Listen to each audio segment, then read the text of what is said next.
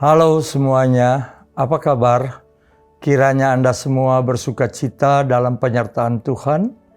Mari kita menyiapkan diri untuk membaca Alkitab pada hari ini. Saya Pendeta Roni Mandang sebagai Ketua Umum PGLII, senang sekali dapat memulai membaca kitab Imamat. Imamat adalah kitab ketiga dari Perjanjian Lama. Imamat juga merupakan kitab ketiga dari 5 kitab Musa. Meskipun Imamat adalah kitab ketiga, kitab ini berisi firman Tuhan yang ditulis oleh Musa. Kitab Keluaran adalah kitab yang disampaikan Tuhan di Gunung Sinai, dan kita dapat mengetahui bahwa dari kitab Imamat Tuhan turun dan berbicara kepada bangsa Israel yang berkemah di bawah Gunung Sinai, dan dari dalam kemah pertemuan, yakni kemah suci, Allah berfirman kepada Musa. Maka kitab Imamat adalah bagian ketiga dari 5 kitab Musa yang disebut Pentateuch. Bagian pertama dari kitab Imamat, yaitu pasal 1 sampai pasal 7, berisi tentang perintah-perintah tentang mempersembahkan korban. Hari ini kita akan membahas dan mengikuti pembacaan pasal 1 sampai pasal 4. Imamat pasal 1, 2, 3, dan 4, dan 5 berisi peraturan tentang korban bakaran, korban sajian, korban keselamatan, korban penghapusan dosa, dan korban pengampunan dosa. Korban bakaran adalah persembahan yang paling berharga, korban api-apian yang menyenangkan bagi Tuhan, yang menggambarkan pengabdian, kepatuhan secara total, dan ucapan syukur serta iman yang kuat bahwa Tuhan akan mengampuni dosa-dosa manusia. Persembahan korban itu harus sesuatu yang baik supaya iman dan kerohanian kita pun bertumbuh. Imamat 1 sampai dengan 4 memberi wawasan kepada kita bahwa umat Israel berkomunikasi dengan Allah di mezbah persembahan. Bagian kitab ini juga menggambarkan komunikasi dan persekutuan yang indah dengan Tuhan dapat dicapai melalui dedikasi dan tekad kita dalam memberikan persembahan dan korban bagi Tuhan. Nah, mari kita bersama membaca kitab Imamat mulai dari pasal 1 sampai dengan pasal 4.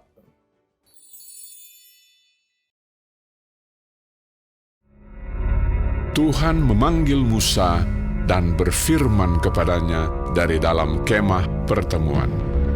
Berbicaralah kepada orang Israel dan katakan kepada mereka, apabila seseorang di antaramu hendak mempersembahkan persembahan kepada Tuhan, haruslah persembahanmu yang kamu persembahkan itu dari ternak, yakni dari lembu sapi atau dari kambing domba. Jikalau persembahannya merupakan korban bakaran dari lembu, haruslah ia mempersembahkan seekor jantan yang tidak bercela. Ia harus membawanya ke pintu kemah pertemuan, supaya Tuhan berkenan akan dia. Lalu ia harus meletakkan tangannya ke atas kepala korban bakaran itu, sehingga baginya persembahan itu diperkenan untuk mengadakan pendamaian baginya. Kemudian haruslah ia menyembelih lembu itu di hadapan Tuhan, dan anak-anak Harun, imam-imam itu, harus mempersembahkan darah lembu itu dan menyiramkannya pada sekeliling mezbah yang di depan pintu kemah pertemuan. Kemudian haruslah ia menguliti korban bakaran itu dan memotong-motongnya menurut bagian-bagian tertentu. Anak-anak Imam Harun haruslah menaruh api di atas mezbah dan menyusun kayu di atas api itu. dan mereka harus mengatur potongan-potongan korban itu dan kepala serta lemaknya di atas kayu yang sedang menyala di atas mezbah. Tetapi isi perutnya dan betisnya haruslah dibasuh dengan air, dan seluruhnya itu harus dibakar oleh imam di atas mezbah sebagai korban bakaran, sebagai korban api-apian yang baunya menyenangkan bagi Tuhan.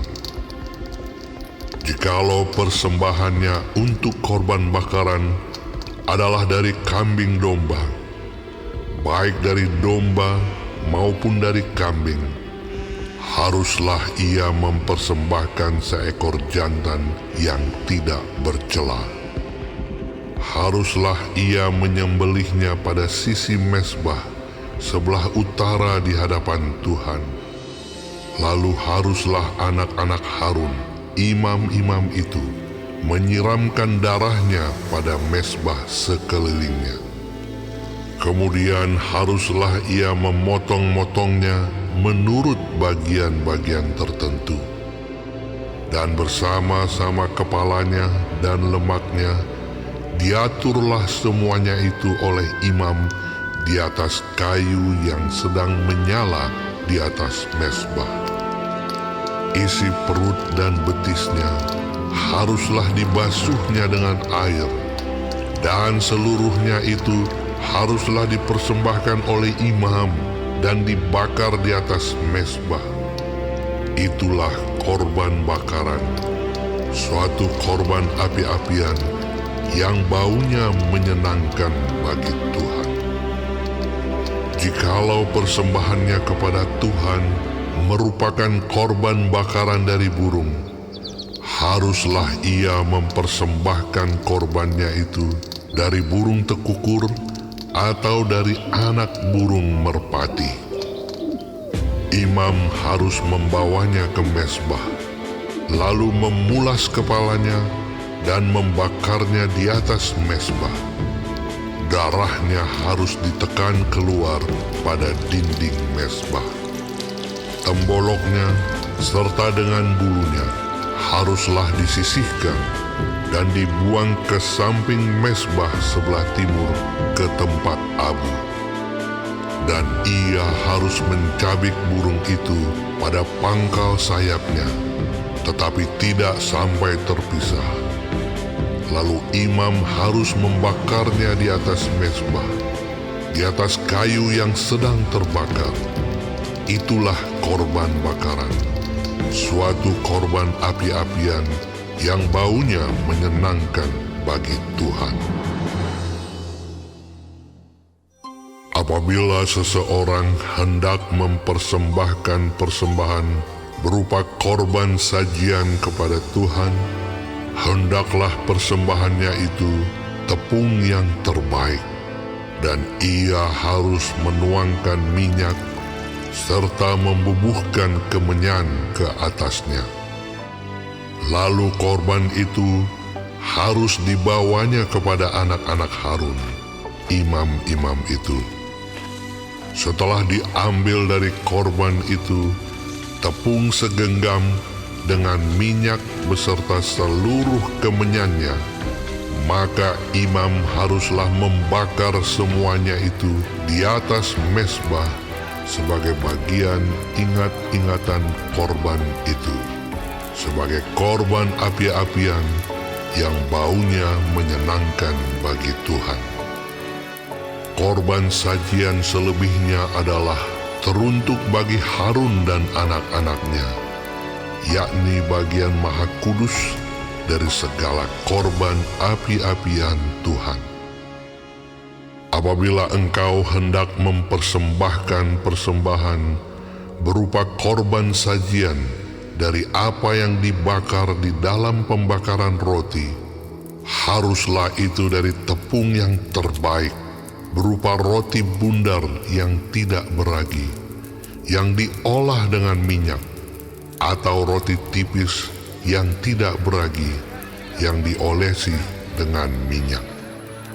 Jikalau persembahanmu merupakan korban sajian dari yang dipanggang di atas panggangan, haruslah itu dari tepung yang terbaik, diolah dengan minyak berupa roti yang tidak beragi. Korban itu harus dipotong-potong, lalu kau tuangkanlah minyak ke atasnya. Itulah korban sajian. Jikalau persembahanmu merupakan korban sajian dari yang dimasak di dalam wajan, haruslah itu diolah dari tepung yang terbaik bersama-sama minyak. Maka korban sajian yang diolah menurut salah satu cara itu haruslah kau persembahkan kepada Tuhan, yakni harus disampaikan kepada imam yang membawanya ke mezbah. Kemudian imam harus mengkhususkan dari korban sajian itu bagian ingat-ingatannya, lalu membakarnya di atas mezbah sebagai korban api-apian yang baunya menyenangkan bagi Tuhan. Korban sajian selebihnya adalah bagian Harun dan anak-anaknya, yakni bagian maha kudus dari segala korban api-apian Tuhan. Suatu korban sajian yang kamu persembahkan kepada Tuhan, janganlah diolah beragi, karena dari ragi atau dari madu tidak boleh kamu membakar sesuatu pun sebagai korban api-apian bagi Tuhan. Tetapi sebagai persembahan dari hasil pertama, boleh kamu mempersembahkannya kepada Tuhan. Hanya janganlah dibawa ke atas mezbah menjadi bau yang menyenangkan. Dan tiap-tiap persembahanmu yang berupa korban sajian, haruslah kau bubuhi garam. Janganlah kau lalaikan garam perjanjian Allahmu dari korban sajianmu. Beserta segala persembahanmu, haruslah kau persembahkan garam. Jikalau engkau hendak mempersembahkan korban sajian dari hulu hasil kepada Tuhan, haruslah engkau mempersembahkan bulir gandum yang dipanggang di atas api, emping gandum baru, sebagai korban sajian dari hulu hasil gandummu. Haruslah kau bubuh minyak dan kau taruh kemenyan ke atasnya. Itulah korban sajian. Haruslah imam membakar sebagai ingat-ingatannya sebagian dari emping gandumnya dan minyaknya beserta seluruh kemenyannya sebagai korban api-apian bagi Tuhan. Jikalau persembahannya merupakan korban keselamatan, maka jikalau yang dipersembahkannya itu dari lembu, seekor jantan atau seekor betina, haruslah ia membawa yang tidak bercela ke hadapan Tuhan. Lalu ia harus meletakkan tangannya di atas kepala persembahannya itu dan menyembelihnya di depan pintu kemah pertemuan. Lalu anak-anak Harun, imam-imam itu, haruslah menyiramkan darahnya pada mezbah sekelilingnya. Kemudian dari korban keselamatan itu, ia harus mempersembahkan lemak yang menyelubungi isi perut, dan segala lemak yang melekat pada isi perut itu sebagai korban api-apian bagi Tuhan. Dan lagi kedua buah pinggang dan lemak yang melekat padanya, yang ada pada pinggang dan umbai hati yang harus dipisahkannya beserta buah pinggang itu. Anak-anak Harun harus membakarnya di atas mezbah, yakni di atas korban bakaran yang sedang dibakar di atas api, sebagai korban api-apian yang baunya menyenangkan bagi Tuhan. Jikalau persembahannya untuk korban keselamatan bagi Tuhan adalah dari kambing domba, seekor jantan atau seekor betina, haruslah ia mempersembahkan yang tidak bercela. Jikalau ia mempersembahkan seekor domba sebagai persembahannya, ia harus membawanya ke hadapan Tuhan.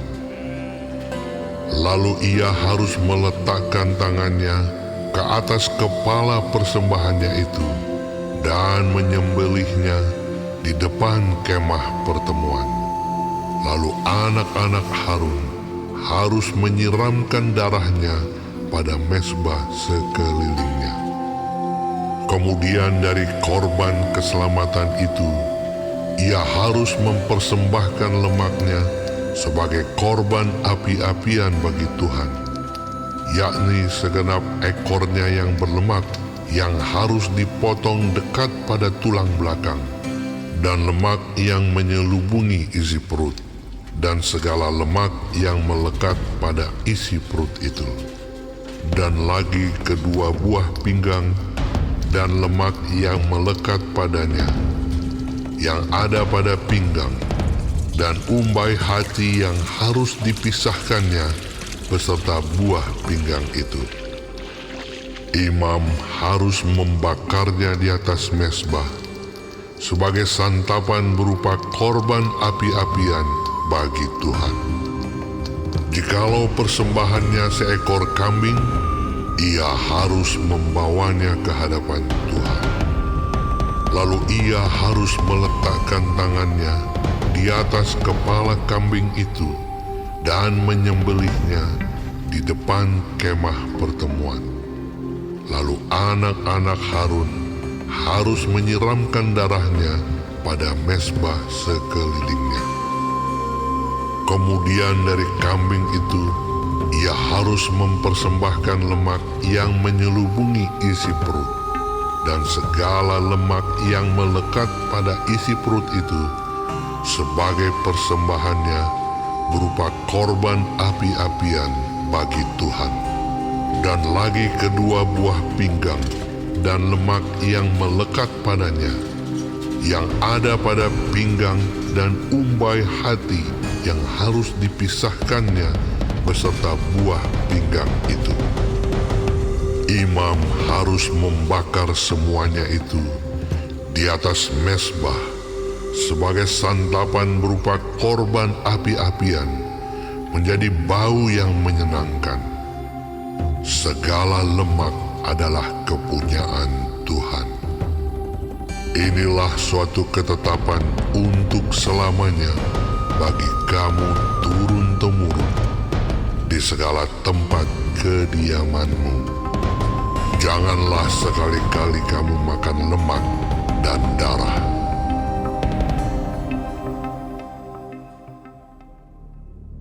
Tuhan berfirman kepada Musa, Katakanlah kepada orang Israel, apabila seseorang tidak dengan sengaja berbuat dosa dalam sesuatu hal yang dilarang Tuhan, dan ia memang melakukan salah satu daripadanya, maka jikalau yang berbuat dosa itu imam yang diurapi, sehingga bangsanya turut bersalah, haruslah ia mempersembahkan kepada Tuhan karena dosa yang telah diperbuatnya itu seekor lembu jantan muda yang tidak bercela sebagai korban penghapus dosa.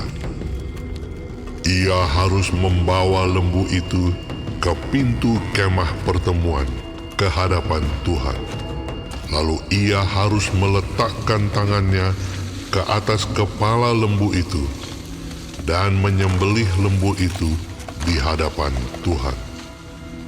Imam yang diurapi itu harus mengambil sebagian dari darah lembu itu, lalu membawanya ke dalam kemah pertemuan. Imam harus mencelupkan jarinya ke dalam darah itu dan memercikkan sedikit dari darah itu, 7 kali di hadapan Tuhan di depan tabir penyekat tempat kudus. Kemudian imam itu harus membubuh sedikit dari darah itu pada tanduk-tanduk mezbah pembakaran ukupan dari wangi-wangian yang ada di hadapan Tuhan di dalam kemah pertemuan.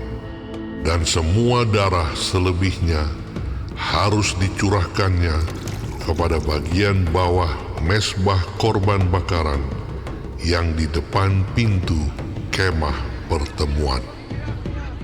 Segala lemak lembu jantan korban penghapus dosa itu harus dikhususkannya dari lembu itu, yakni lemak yang menyelubungi isi perut dan segala lemak yang melekat pada isi perut itu, dan lagi kedua buah pinggang dan lemak yang melekat padanya yang ada pada pinggang, dan umbai hati yang harus dipisahkannya beserta buah pinggang itu, sama seperti yang dikhususkan dari lembu korban keselamatan.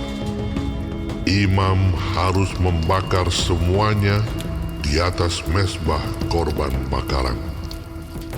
Adapun kulit lembu jantan itu dan segala dagingnya, beserta kepala dan betisnya, dan isi perutnya, dan kotorannya. Jadi, lembu jantan itu seluruhnya harus dibawanya keluar perkemahan, ke suatu tempat yang tahir, ke tempat pembuangan abu, dan lembu itu harus dibakarnya sampai habis di atas kayu api di tempat pembuangan abu. Jikalau yang berbuat dosa dengan tak sengaja itu segenap umat Israel, dan jemaah tidak menyadarinya, sehingga mereka melakukan salah satu hal yang dilarang Tuhan, dan mereka bersalah, maka apabila dosa yang diperbuat mereka itu ketahuan, haruslah jemaah itu mempersembahkan seekor lembu jantan yang muda sebagai korban penghapus dosa. Lembu itu harus dibawa mereka ke depan kemah pertemuan. Lalu para tua-tua umat itu harus meletakkan tangan mereka di atas kepala lembu jantan itu di hadapan Tuhan, dan lembu itu harus disembelih di hadapan Tuhan. Imam yang diurapi harus membawa sebagian dari darah lembu itu ke dalam kemah pertemuan. Imam harus mencelupkan jarinya ke dalam darah itu dan memercikkannya 7 kali di hadapan Tuhan di depan tabir. Kemudian dari darah itu harus dibubuhnya sedikit pada tanduk-tanduk mezbah yang di hadapan Tuhan di dalam kemah pertemuan, dan semua darah selebihnya harus dicurahkannya kepada bagian bawah mezbah korban bakaran yang di depan pintu kemah pertemuan. Segala lemak harus dikhususkannya dari lembu itu dan dibakarnya di atas mezbah. Beginilah harus diperbuatnya dengan lembu jantan itu, seperti yang diperbuatnya dengan lembu jantan korban penghapus dosa. Demikianlah harus diperbuatnya dengan lembu itu. Dengan demikian, imam itu mengadakan pendamaian bagi mereka, sehingga mereka menerima pengampunan. Dan haruslah ia membawa lembu jantan itu keluar perkemahan, lalu membakarnya sampai habis, seperti ia membakar habis lembu jantan yang pertama. Itulah korban penghapus dosa untuk jemaah. Jikalau yang berbuat dosa itu seorang pemuka yang tidak dengan sengaja melakukan salah satu hal yang dilarang Tuhan Allahnya, sehingga ia bersalah, maka jikalau dosa yang telah diperbuatnya itu diberitahukan kepadanya, haruslah ia membawa sebagai persembahannya seekor kambing jantan yang tidak bercela. Lalu haruslah ia meletakkan tangannya ke atas kepala kambing itu dan menyembelihnya di tempat yang biasa orang menyembelih korban bakaran di hadapan Tuhan. Itulah korban penghapus dosa.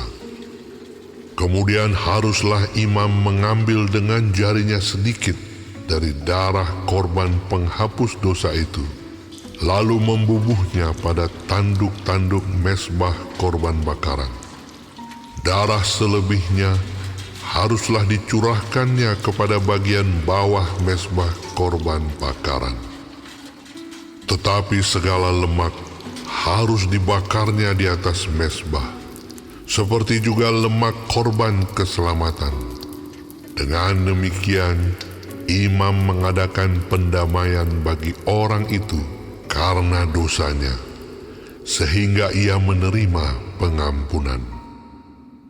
Jikalau yang berbuat dosa dengan tak sengaja itu seorang dari rakyat jelata, dan ia melakukan salah satu hal yang dilarang Tuhan, sehingga ia bersalah, maka jikalau dosa yang telah diperbuatnya itu diberitahukan kepadanya, haruslah ia membawa sebagai persembahannya karena dosa yang telah diperbuatnya itu seekor kambing betina yang tidak bercela. Lalu haruslah ia meletakkan tangannya ke atas kepala korban penghapus dosa dan menyembelih korban itu di tempat korban bakaran. Kemudian imam harus mengambil dengan jarinya sedikit dari darah korban itu, lalu membubuhnya pada tanduk-tanduk mezbah korban bakaran. Semua darah selebihnya haruslah dicurahkannya kepada bagian bawah mezbah. Tetapi segala lemak haruslah dipisahkannya, seperti juga lemak korban keselamatan dipisahkan. Lalu haruslah dibakar oleh imam di atas mezbah menjadi bau yang menyenangkan bagi Tuhan. Dengan demikian, imam mengadakan pendamaian bagi orang itu sehingga ia menerima pengampunan.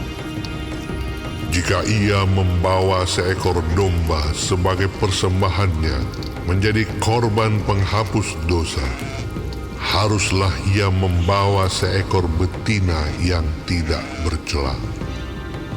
Lalu haruslah ia meletakkan tangannya ke atas kepala korban penghapus dosa itu dan menyembelihnya menjadi korban penghapus dosa di tempat yang biasa orang menyembelih korban bakaran.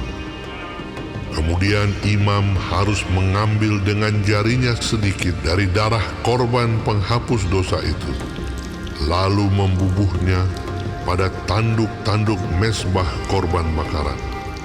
Semua darah selebihnya haruslah dicurahkannya kepada bagian bawah mezbah.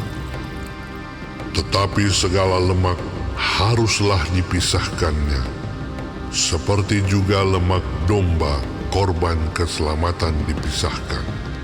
Lalu imam harus membakar semuanya itu di atas mezbah, di atas segala korban api-apian Tuhan. Dengan demikian, imam mengadakan pendamaian bagi orang itu karena dosa yang telah diperbuatnya, sehingga ia menerima pengampunan.